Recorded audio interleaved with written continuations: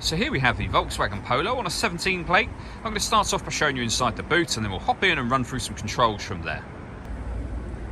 As we approach the back of the car, you can see we have reversing sensors, plenty of boot space as well, along with that 60-40 split folding rear seat should you wish to increase the space even further. And then underneath this tray section, even more space again, and you can completely remove this tray should you wish to. Okay, now that we're inside the car, we're going to start with the dials. On the left-hand side, we have the rev counter, and on the right-hand side, the speedometer and fuel gauge. In the middle, you can see the total miles of the car, which are 15,943. The information displayed above that can be changed using buttons on the steering wheel.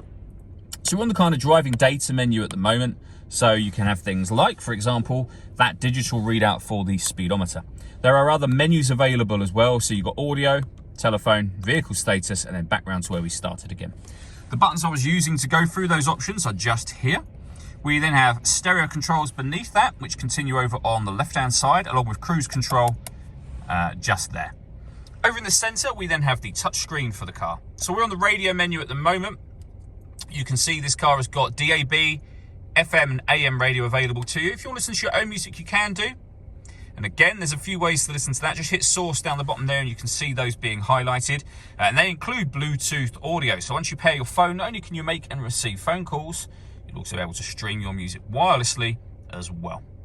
And you pair your phone under the phone heading just here. Working our way down from that, we have the air conditioning. So you can determine the temperature, fan speed, and direction of the air.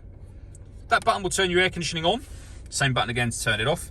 The button that's next to it will recirculate the air that's in the car. That's a great way of heating it up or cooling it down quickly depending on the temperature you've set over here.